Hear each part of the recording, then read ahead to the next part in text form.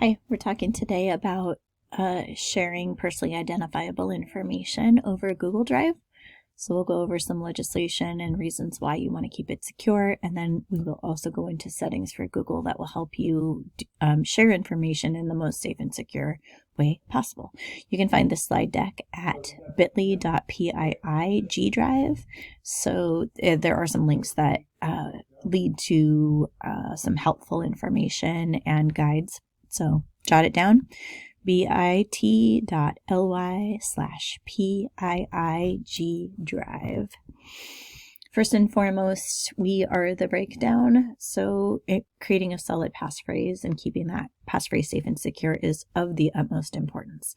So this slide deck linked here will help you create a long yet memorable passphrase that's unique in every website that you enter it. So check that out.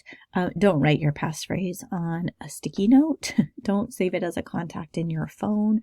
Those are very insecure ways to store that data, especially when it leads to data about other people. So we have a couple of different we have one state law and we have a couple of different federal laws that we'll go over. Oregon has a Protection Act. So this link takes you to the actual legislation, and below you see some different pieces of information that we're required to keep safe and secure. And it's probably a lot more than you've thought of in the past. And then the link at the bottom takes you to a kind of a partnership or consortium of districts and vendors. When you're searching for a vendor or for a product, this will help you know if the vendors you're dealing with are committed to keeping PII secure and safe. So some of the things that we need to abide by, of course, this applies to everybody that we do business with as school districts, both public and private agencies.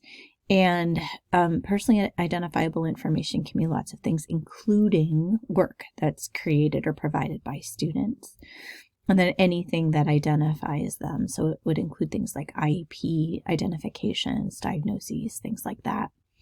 And then really anything we hand over to a third party needs to be protected according to this act. And then a key is anyone that we are passing information on to is required by this act to delete it or destroy it once it's finished. So that would apply to medical records, any kind of data that gets collected by third parties over the course of a subscription. All of that needs to be deleted when you stop doing business with that particular agency. So there are two and loosely a third federal guideline. One is FERPA. The main one is FERPA. And that says that school districts need parent permission to give out directory information, which is a little more public. And that's defined by school board policy. So it's different, or can be different, in every single district. So even parent permission around directory information, can be made public if the parent consents. And then outside of directory information, we can't share it except in pretty extreme cases. So we must abide by FERPA. That's the main one for school districts. HIPAA is one that's required by health agencies. So we have to be aware of HIPAA, but we abide by FERPA first, and HIPAA. So health agencies need to be informed about FERPA, but they abide by HIPAA, and they basically say the same thing. Loosely connected is the Children's Online Privacy and Protection Act, so COPPA. And this says that third parties are not allowed to collect any information about students under 13 without a parent's consent.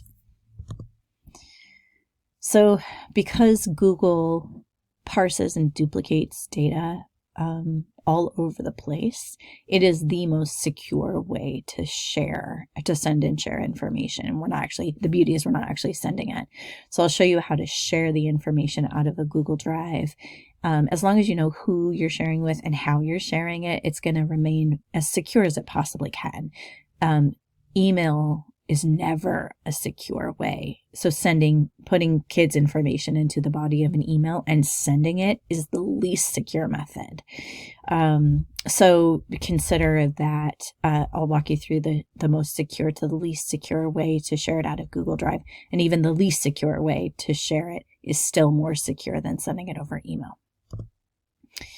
So pull up a Google Doc here. The key with when you're ready to share student information, which these settings work in Docs, Drive, or Docs, Sheets, Slides, anything in the Google Drive realm, is that you own the document. So this is a document that I own. I'm going to have way more control over this than something that someone shared with me. So if they had shared it with me and I have to share it with an outside entity, I would make a copy of it. So I actually owned the document. Your share button is up here at the right. And let's just kind of like navigate through this a little bit. The most secure way is to make sure that you're sharing with just the people that need it. So I'd share it with one person. Up here at the top, I can hit settings and I want to uncheck these two boxes. They will be checked by default. So when you come here, they'll have a little blue, be filled in with blue, and they'll have a checkbox. You want to uncheck them so they look like mine. This prevents anyone from resharing the document, downloading it, printing it, or copying it. So the most secure way is to make sure nobody can manipulate that document, that this person, just one person or two people, are in this body, and that they are viewers on this document. So that this is the most secure way. This is only giving it to the people that need it, and it locks it down so they can do very little with it. They can copy and paste out of here by highlighting, but that they probably need to do that to use the data anyway. So this is the most secure way. If I hit send right now, it would notify this person. You can go one step further and secure it by unchecking this box, sharing it, grabbing the link, and sending it over email. So that would be, I mean, I guess in some ways that's more secure, but it could be a necessary step. You decide. So that's the number one secure way. The second secure way is to go ahead and, or I guess it's another added layer of security. Once that person's established on this document as a viewer, you can pull down this menu and you can give them only temporary access. So then you set an expiration date, and then you would tell them, hey, I just shared a document with you. Here's where you can find it, or here's the link to it. And by the way, you have to use it in the next month. Or you can pull this down and put any date in here that you like. So that assures that eventually their access to it, or general access to it, is going to expire.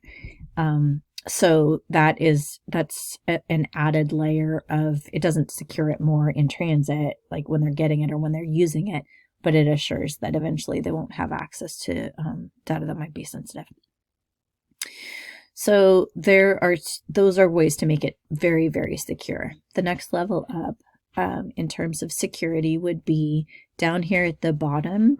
You can change broad access to it. So instead of sharing it with just one or two people, you can actually say, I want it to be available to anyone in my domain. And this is assuming in educational spaces, when you give access to someone in your domain, it's assuming that that data is important to other people in your district.